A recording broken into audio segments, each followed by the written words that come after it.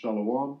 Kahalo Yahweh Ba'Shem Yahushua Ba'Shem Kodash. Double honors to the elder apostles and elder bishops of GMS, including the elders that came before them, that taught us his truth. And shalom and salutations to all the brothers out pushing the word in truth and in sincerity, the hopeful elect tabernacle of David. All right, so this lesson is going to be on this particular individual who calls himself Dayz of Noah. And even though he's a Christian, right, and sure that he watches us and he gleans, right, what information that he can stomach, I guess I'll say, because the truth is not for everybody, all right? The Bible is about lamentations, mourning, and woe.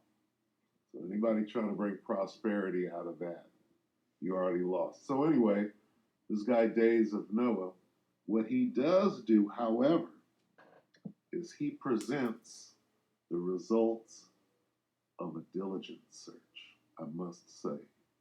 His research is outstanding, okay? And even the men of the Lord can learn things, right, or skillfully add by watching his videos, right? He goes way down deep, and you learn things that, you know, that we already know, but even more intricately are the words that come to mind.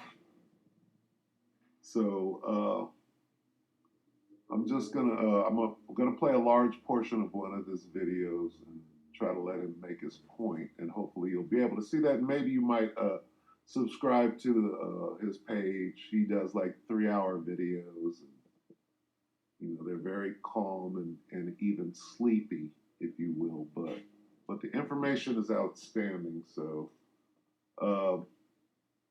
and really what he does is he gets into exposing this devil, you know, in a very learned, hip-hop-ish, you know, not bad hip-hop, but just modern. When I say hip-hop, I mean modern. And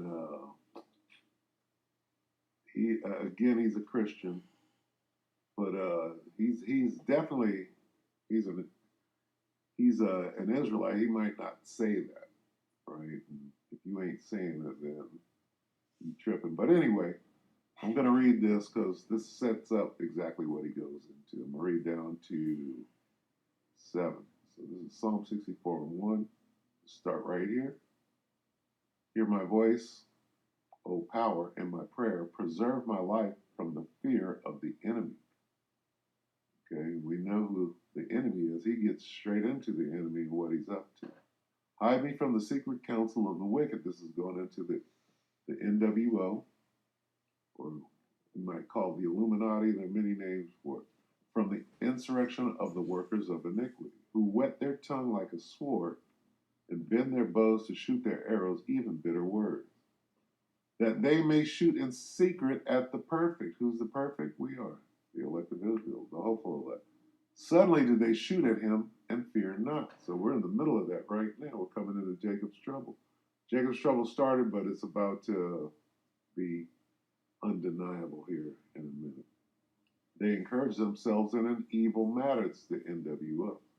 These Satans. They commune of laying snares privately. For who? For the perfect. For the saints.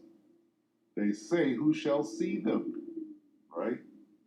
So they're doing it all under the cover of darkness. They search out iniquities. They accomplish a diligent search. Okay, these guys are wiser than Daniel. They go and look into everything, as the elder apostle always. Esau searches out everything, right? And they've been at this this plan that they have. They have been, right? And even this guy Dayz of Noah, he goes all the way back before the Tower of Babel, right? Both the inward thought of every one of them and the heart, the mind, is deep. Okay? But, all right, here's the outcome. Well, even though the Most High gave them, put the spirit on them to be the diabolical, evil genius, here's what's going to become of them. Psalm 64:7. But the Most High shall shoot at them with an arrow, suddenly shall they be wounded. Okay, the nukes are going to get them. All right? And right here, so they shall make their own tongue to fall upon themselves. All that see them shall flee away. Part of them making their own tongue to fall upon themselves is something called the internet. Yes, we're using the internet, the unicorn, right? So this word could go out, but it's also exposing these devils, and I'm going to show you how. Okay? So we're 42 minutes and 41 seconds into this particular video called Technophilia. I went down the transhuman rabbit hole. This is Dayz of Noah, right? Very, very good researcher. This is 23 hours ago. So we're going to watch a portion of this. I'm not exactly sure how much. I'm going to let him make his point, and then you should go back and watch certainly this whole episode, because it's chock full of really good information that, this guy just does a great research job, and then he puts it together in these long ass videos, and it's very, very informative. So, and again, you can glean things, that need to come out, if you will. All right, we got to warn the people. So we'll play a little bit of this, and it goes like this.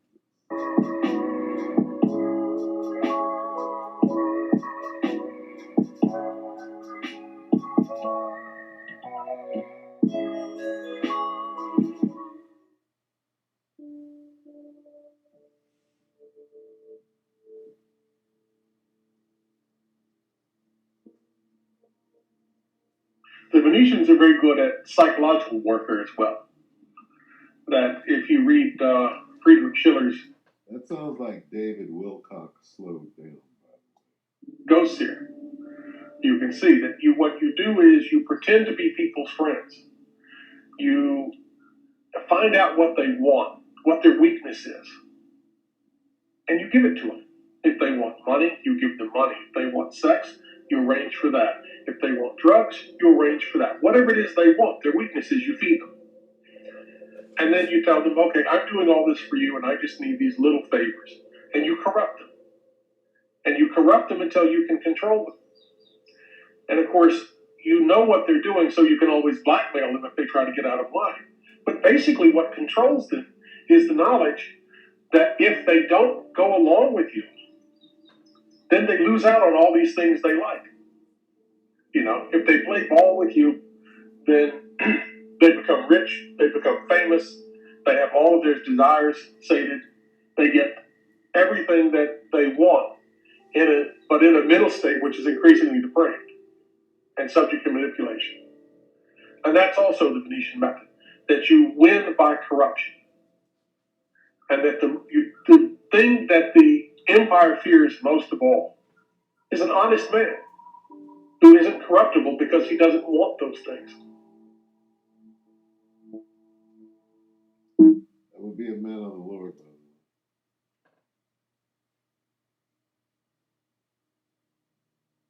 the way. That's him being a Christian.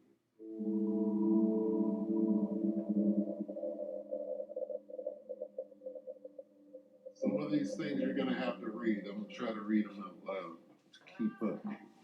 We can see the dynamics. The system has increased its level of Satanism generation to generation.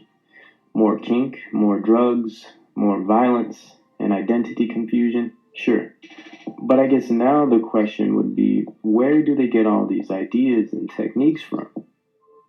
How do they know so much about how we function, what makes us tick, and how to navigate these things down the path of their preconceived destruction of God's creation? It must have started somewhere. Well, Though these ideas go all the way back to the garden and the tree of knowledge, we also see remnants in the Tower of Babel and efforts of Nimrod, in Plato, Nero, Machiavelli, Blavatsky, Bailey, and numerous others. These ideas are old, but where were they put together in a modern format? And let me say this: all the names he just named, if you're a man of the Lord, right, you're of the hopeful elect. And certainly, if you're in GMS, you should know all of those names. Okay, and study and find out who these people are, because he basically did a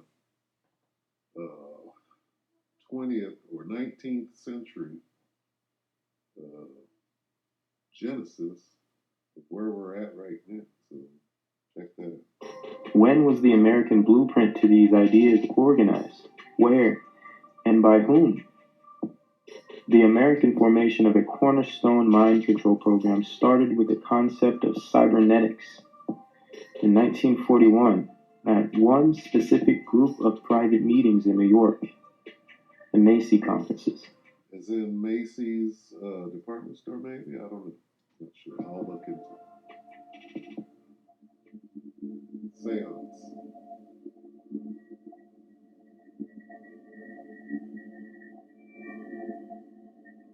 Invitation of Josiah Macy Jr. Foundation. Leading scientists from various fields meet in a New York hotel. They include all of those guys. Margaret Mead. Say who I recognize. The name of these secret meetings, later known as the Macy Conferences, sporadically attended by CIA representatives, is to develop a science that makes it possible to predict and control human behavior.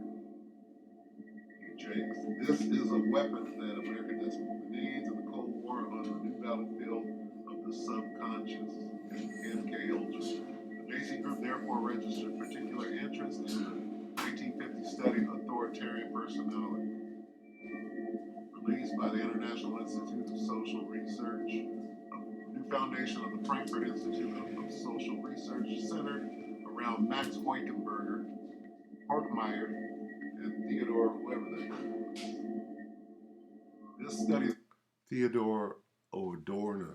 Okay, so right now, all right, this video that I was making, it just kind of crashed. So I'm going to take over right here. All right. And continue on. Let's see. I'm going to delete this. And I'm going to continue on here. Now, this name that comes up, right? I don't know who Horkheimer is, but these are important men in the changing of society, if you will, from what was left of righteousness, you know, in the 19th, coming into the 20th century, all the way up till now, where we can clearly see today what we see is Satanism, what we see is the alphabet community making their push to bring in the New World Order, and this is the new way of living, you know, with everything out in the open. Shit that was once in the dark, right? Because in the 60s, weed, just to smoke some weed was completely taboo. Or, I mean, women couldn't drink liquor in what, the 20s and the 30s, or smoke a cigarette. Where are we today? Okay, they done pushed wickedness all the way up to being out of the closet. You have Target, you have the North Face, you now have Kohl's, you got Budweiser, you got all of these people pushing an agenda, right, of what was wicked and unthinkable, especially according to the scriptures. Now this is mainstream. They're bringing everything to the mainstream. Trafficking of children, pedophilia, passing laws to make that okay. So these things are happening now. In the 60s, all right, you had the Beatles for example, when the Beatles came out on the Ed Sullivan Show, they were in suits and ties and they were singing I Want to Hold Your Hand. And then, right before the Beatles broke up, they were pushing dope, LSD, and changing the counterculture. They were changing things as it were. Okay, Lucy in the Sky with Diamonds, right, was LSD. They went from there. But the thing about the Beatles, right, according to who we know as John Todd, right, we in GMS and in the Truth, we studied about John Todd coming through the elder apostles of GMS, right? And John Todd says that Helter Skelter, a song by the Beatles, right? Uh, is Helter Skelter is old witch speak, and it means race war. And if you know anything about the Sharon Tate murders, the Tate LaBianca murders, right, with Charles Manson, you understand that Manson said that he heard messages in the Beatles' music off of the White Album, right? And he heard messages about, Helter Skelter was the name of the court case against Charles Manson, where he said that there's going to be a race war, and he was trying to expedite the race war by doing the Tate LaBianca murders, if you will. Now, if you reach real deep into the Beatles, you find out that they didn't actually write the music. It was written by this witch, which I believe it's this guy, Theodore Adorno, right? So it's not Lennon and McCartney, the famous writing team. It was a witch who was planting subliminal messages in popular music. So when you read Helter Skelter, it reads, see, it says song by the Beatles. Let me get Adorno first. Where's that at? Slovakia. She'll be coming, Blackbird. Little help. So this is theguardian.com. A little help from my neo-Marxist. This is a little help from, I get high with a little help from my friends, which is a Beatles song. So the title of this,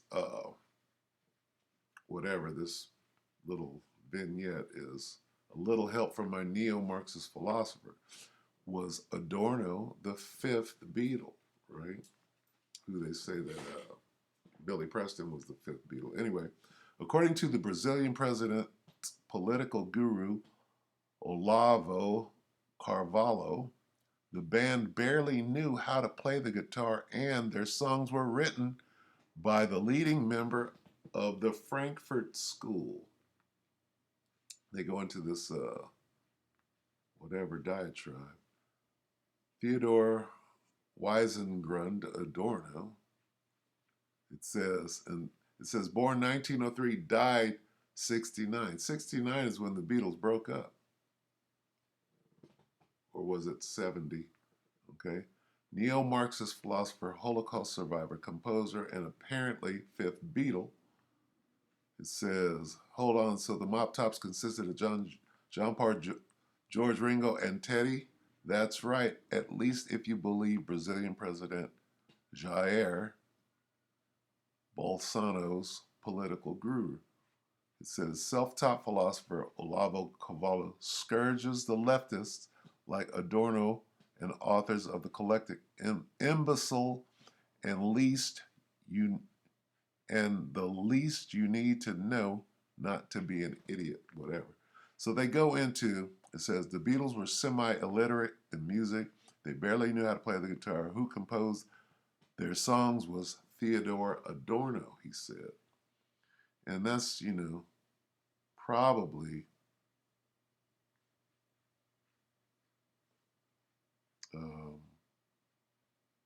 probably all you need to know about this. Okay. But just that, says, what does it say?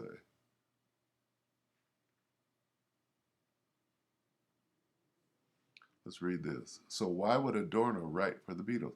According to the meme, Adorno spearheaded a neo-Marxist plot to destroy Western values, right? And the band, they called this, the Beatles coming to America, they called it the British invasion. And the invasion was about mind control. And that's what they say that the Beatles project was about. The Beatles were signed to a record label, and it was called EMI. EMI stands for Electronic and Musical Instruments. Okay, and it's a subsidiary of the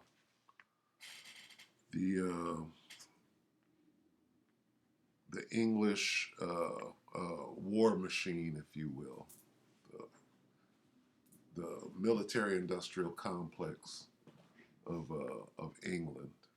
So when you're dealing with the military wing of England and you call something the British invasion, the invasion was one of mind control where you destroy the culture, the counterculture, and it says it right here, to destroy Western values. Okay, and that did happen through the Beatles. Says we were introduced to the public as a means to spread youth culture, which led to the spreading of the New Age culture. All true. And this was all geared to setting up a nihilistic culture that is all too present today. That's very true. Because the Beatles were Satanists, right? And they were being pushed. They didn't do all of that on their own. So anyway, that goes into Adorno writing the music. And when you go to Helter Skelter, the song that this guy Charles Manson was talking about, it reads like this: when I get to the bottom, I go back to the top of the slide. When you understand what a Helter Skelter is, a slide. It's this amusement park ride in England. This is it. So it's a slide. You climb the stairs, you go to the top, and then you slide down. So it's a metaphor for the slide. When you read it, it reads, when I get to the bottom, talk about Esau, I go back to the top of the slide. Talk about kingdoms. At one point during the Byzantine Empire, okay, letting you know that this devil knows, all about the Bible and about kingdoms and how you got one on the bottom, you got one on the top. So this is a metaphor. When I get to the bottom, I go back to the top of the slide where I stop and I turn and I go for a ride till I get to the bottom and I see you again. Okay? Talk about Jake. I'm going to see you again. When he goes back down, right, you're going to see Jake again. Okay? Trading places, if you will, Eddie Murphy.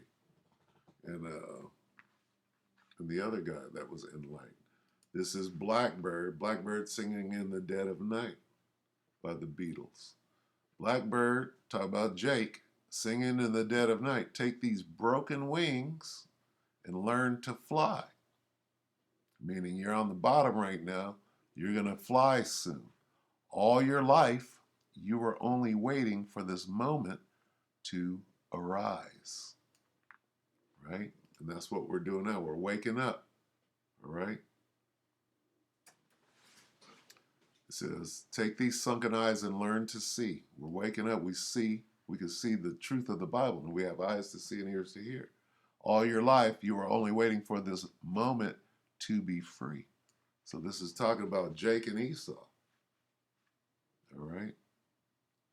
So yes, these songs were written by witches, and they are satanically inspired. Did these kids at the time, these guys were kids, and they were being introduced to the order.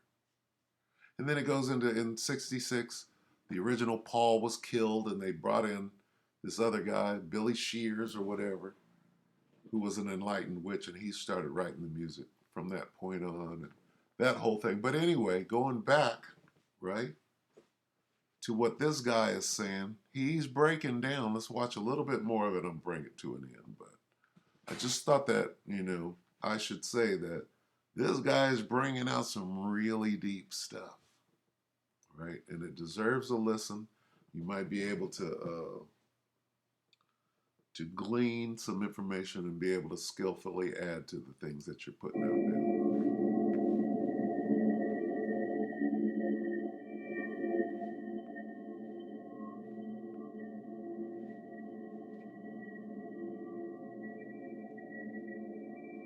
Let me read that real quick. So it says, he put out this study aimed to give a scientific explanation for religious and racial prejudice. They know what it is. What is the explanation for religious and racial prejudice? The explanation is not the scientific, science falsely so called, but the spiritual explanation for religious and racial prejudice is the Most High created the nations. He created Jacob, right, to be um, the righteous, and he created Esau to be the devil. Okay, he created them to hate each other, and that's just what it is. Okay, let me get that, and let me get a couple of precepts. But check this out: Days of Noah. This is the last contribution. It's called Technophilia. I went down the transhuman uh, rabbit hole. So this is Romans. So you can't, is there unrighteousness with the Most High? No. What is it, 11, right? Romans 9, Salakia.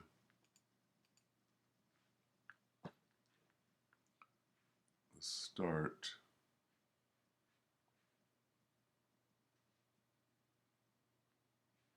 Start right here at 11. Okay.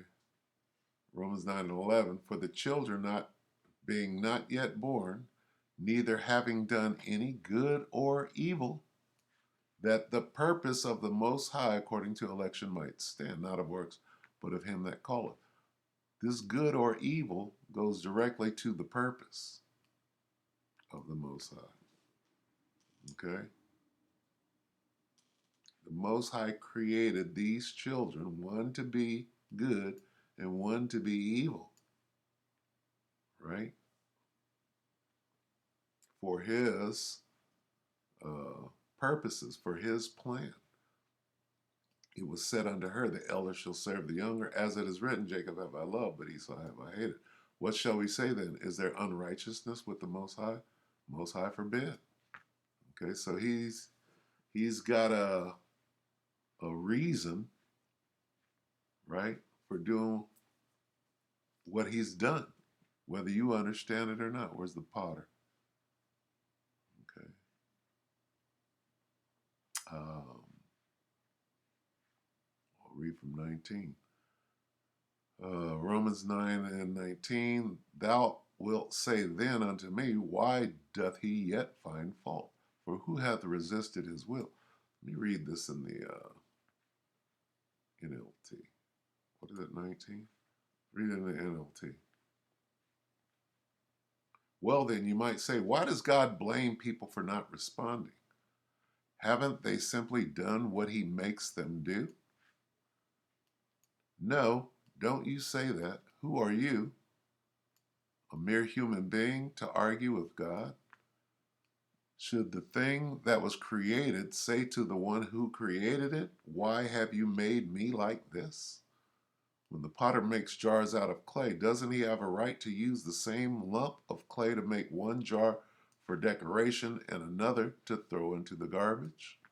In the same way, even though the Most High has the right to show his anger and his power, he is very patient with those on whom his anger falls, who are destined for destruction.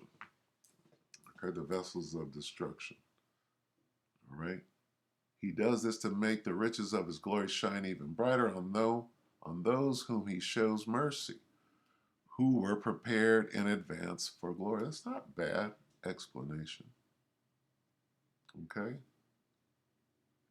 So the Most High does what the hell he wants to, whether you understand it or not. He has a supreme plan, a master plan, if you will. All right. Some people only understand this in the KJV, and some have no clue what the KJV is saying. So let me read it in the KJV for those that only. It says, "Thou wilt say unto me, why doth he yet find fault? For who hath resisted his will? Nay, but, O man, who art thou that repliest against the Most High? Shall the thing formed say to him who formed it, why hast thou made me thus? Hath not the potter power over the clay of the same lump to make one vessel unto honor and the other unto dishonor? What if the Most High, willing to show his wrath and to make his power known, endured with much long suffering the vessels of wrath fitted to destruction, and that he might make known the riches of his glory on the vessels of mercy, which he had afore prepared unto glory, even us, whom he hath called," right? "Not only of the Jews only, but also of the Gentiles." Okay? So here we are at the end of this thing, right? And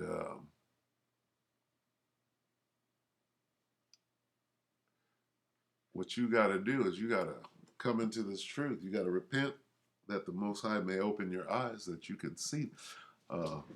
I went to this class today. I was involved in a class, and the teacher kept saying, "Somebody say something. Somebody say something." I started talking, and 2 hours later, I said way too much. So, I mean, a lot of jakes are going to wake up in the 11th hour, and they're going to make it, right? So, I mean, now is the time. It's high time to awake out of sleep. Is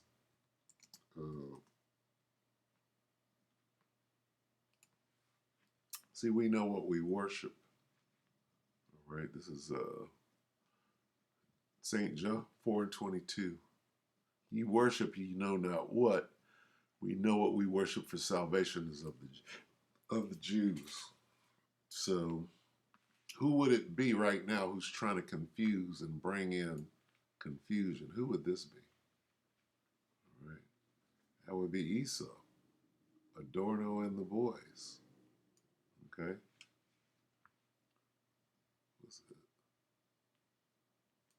What's this one lady's name? I missed it.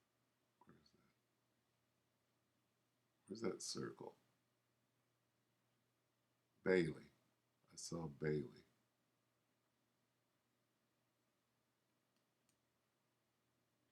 Let's see if I can get it. We're gonna close.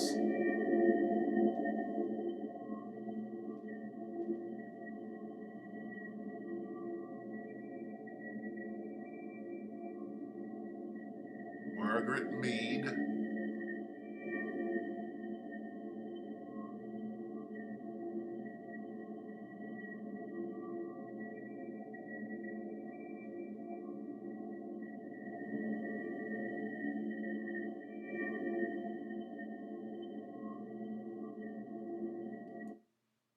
There she is.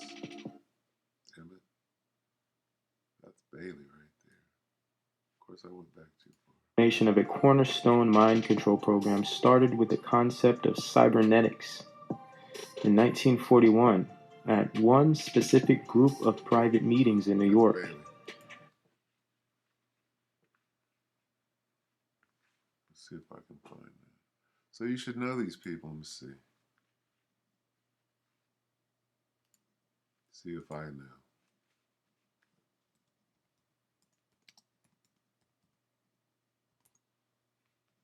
Is that her? Look at some pictures. Is that her right there?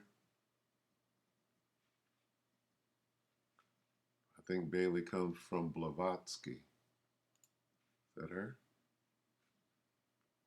40. When is that? They said that was 41.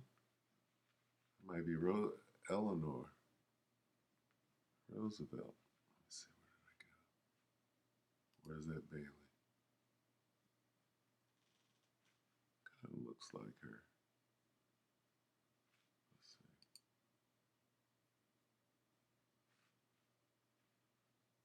see. Anyway.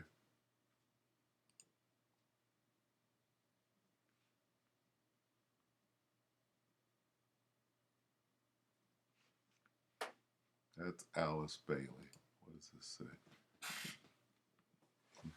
These are all witches, high-level witches.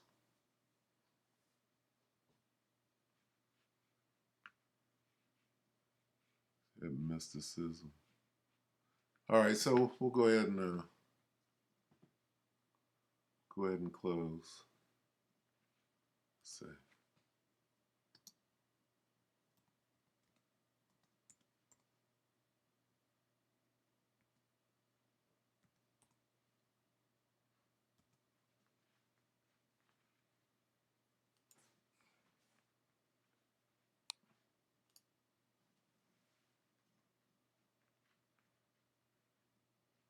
It says,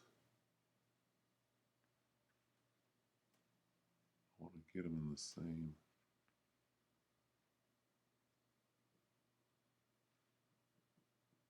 Let's see. It says, her writings, this is Bailey, her writings bore some similarities to those of Blavatsky.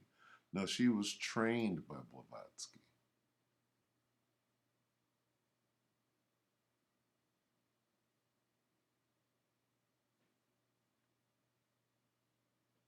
(1875). Hell, she might be the reincarnation. Though Bailey's writings differ in some respects to the theosophy of Madame Blavatsky, they have much in common with it. Okay, good enough. So it's just good to know who these people are, because these are the ones, right, men and women, who pretty much have us here today. Let's get Roosevelt real quick. Let's see what Roosevelt looks like. She was ugly as hell. She could have been a man. Let's see.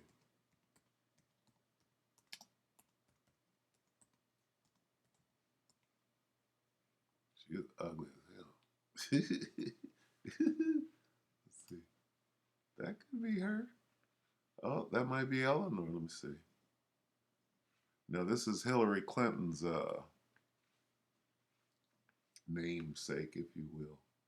So let me see. Nah, that's not Roosevelt.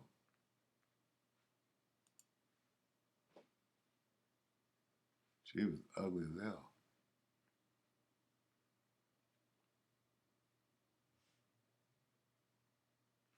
Let me see. That might look a little like her. Let me see. I don't know. All right, so we'll go ahead and